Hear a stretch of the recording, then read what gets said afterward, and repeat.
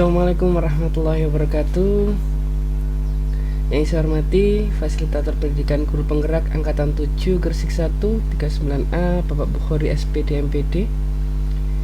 Terima kasih juga saya sampaikan kepada Ibu Diana dan juga Ibu Ulan selaku pengajar praktik yang selama ini mendampingi proses pendidikan guru penggerak dengan sangat sabar sekali. Baik, hari ini saya bersama dengan Ibu Junaina SD SPD MM. Beliau selaku Kepala SMP Muhammadiyah Limambunga. Kenalkan, nama saya Muhammad Emil Walid, calon guru penggerak angkatan 7 dari SMP Muhammadiyah Limambunga. Pada kesempatan kali ini, saya mohon izin Bu ya untuk melakukan wawancara dengan tema pengambilan keputusan berdasarkan nilai kebajikan sebagai pemimpin. Iya Ibu. Baik Bu, di sini saya ingin bertanya, apakah Ibu pernah mengalami situasi di mana pada saat menjadi pemimpin, Ibu mengalami sebuah dilema etika atau bujukan moral, Bu? Untuk dilema etika itu pernah saya alami. Oke, baik. Bisakah Ibu berbagi pengalaman sehingga saya bisa belajar dari pengalaman tersebut, Ibu? Baiklah, saya akan berbagi pengalaman tentang dilema etika yang pernah saya alami. Yang pertama, kurikulum atau sekolah menginginkan pada saat pelaporan nilai siswa harus minimal KKM. Namun ada beberapa guru yang keberatan karena pada saat proses pembelajaran, pada saat sumatif, nilai siswa belum memenuhi KKM. Dan guru juga sudah melakukan remedial, namun nilai masih belum memenuhi KKM. Yang kedua, kurikulum atau sekolah tidak menginginkan adanya tugas siswa di rumah. Namun kadang-kadang guru membutuhkan untuk memberikan tugas di rumah. Iya, baik Bu. Jadi di sini dalam pengambilan keputusan itu ada beberapa nilai-nilai Bu ya yang diambil. Nah, dalam situasi ini nilai-nilai apa saja Bu yang menurut Ibu bertentangan, Bu? Menurut saya, pada kasus dilema etika yang saya alami, nilai-nilai yang bertentangan yaitu nilai individu lawan community, kemudian kebenaran lawan kesetiaan. Iya, betul Ibu. Oke, baik. Siapa saja Bu yang terlibat dalam kasus tersebut?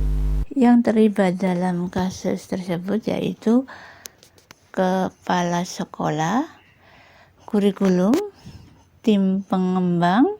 Iya, baik Ibu. Fakta-fakta apa saja Bu ya yang digunakan dalam pengambilan keputusan yang sudah Ibu buat tadi? Fakta-fakta yang saya gunakan dalam pengambilan keputusan yaitu yang pertama, guru menginginkan nilai yang asli yang diperoleh siswa, sedangkan kurikulum menginginkan nilai minimal KKM. Yang kedua, kurikulum menginginkan untuk menginformasikan proses remedial yang benar. Yang ketiga, guru menginginkan ada tugas, sedangkan kurikulum menginginkan tidak ada tugas di rumah bagi siswa. Iya Ibu. Seandainya Bu ya, jika kasus ini terbuka di publik Bu atau terdengar di masyarakat atau pers, bagaimana menurut tanggapan Ibu? Kasus seperti ini tidak hanya saya saja yang mengalami. Jadi ketika kasus ini terbuka di publik, maka kita bisa bermusyawarah atau diselesaikan dengan kekeluargaan. Adakah pelanggaran hukum Bu dalam kasus ini? Ada juga pelanggaran kode etik di sini Bu? Saya rasa tidak ada pelanggaran hukum dalam kasus ini dan juga tidak ada pelanggaran kode etik untuk kasus yang saya alami. Iya Ibu. Pertanyaan selanjutnya Bu ya dari saya, seandainya panutan Ibu ada di situasi ini, nah kira-kira apa yang akan beliau ambil Bu untuk mengambil keputusan di situasi seperti ini? Kalau menurut saya, untuk apa langkah yang diambil oleh panutan saya pada saat itu, yang beliau ambil yaitu membuat nilai terendah menjadi KKM. Seperti yang kita tahu Bu ya, bahwa ada 3 prinsip pengambilan keputusan, yaitu berbasis hasil akhir atau end-based thinking, berbasis peraturan atau rule-based thinking, dan juga berbasis rasa peduli atau care-based thinking. Nah, di situasi yang setelah situasi seperti yang Ibu ceritakan tadi, prinsip pengambilan keputusan yang mana yang menurut Ibu paling sesuai?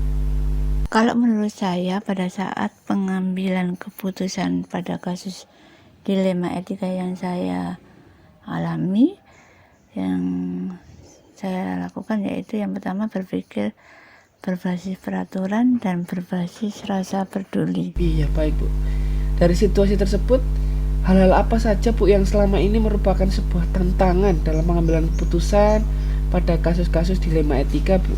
Menurut saya, tantangan dalam pengambilan keputusan pada kasus-kasus dilema etika yaitu konflik kepentingan. Baik, pada penyelesaian kasus dilema etika ini, apakah Anda langsung menyelesaikan di tempat atau memiliki sebuah jadwal untuk menyelesaikannya, serta bentuk dan prosedurnya seperti apa Bu kira-kira? Pada penyelesaian kasus dilema etika yang kita alami, saya tidak akan langsung menyelesaikan di tempat, namun kita buat beberapa jadwal. Yang pertama yaitu diskusi antara guru dengan kurikulum, membahas tentang bagaimana proses remedial, bagaimana ketercapaian siswa tersebut. Yang kedua, diskusi antara kurikulum, tim pengembang, dan kepala sekolah. Yang ketiga, diskusi antara guru, kurikulum, tim pengembang, dan kepala sekolah untuk mencapai suatu kesepakatan dan pemahaman yang sama. Baik, saya nangkap penyelesaian yang sudah diambil tadi Bu, apakah ada opsi lain yang bisa diambil atau menjadi sebuah solusi? Menurut saya ada opsi lain, seperti misal diskusi antara guru dengan tim pengembang, bagaimana proses pembelajaran guru tersebut terhadap siswa, apakah sudah terjadi pembelajaran diferensial sehingga bisa tercapai nilai KKM yang diinginkan sekolah. Yang kedua, sebelum menentukan KKM, maka guru harus melakukan asesmen awal pada siswa tersebut. Iya, baik Bu, luar biasa sekali langkah-langkah yang sudah diambil oleh Ibu. Pertanyaan selanjutnya dari saya, apakah seorang atau faktor-faktor apa Bu yang selama ini membuat masalah ini lebih mudah Bu, atau mempermudah atau membantu Anda dalam pengambilan keputusan itu sendiri?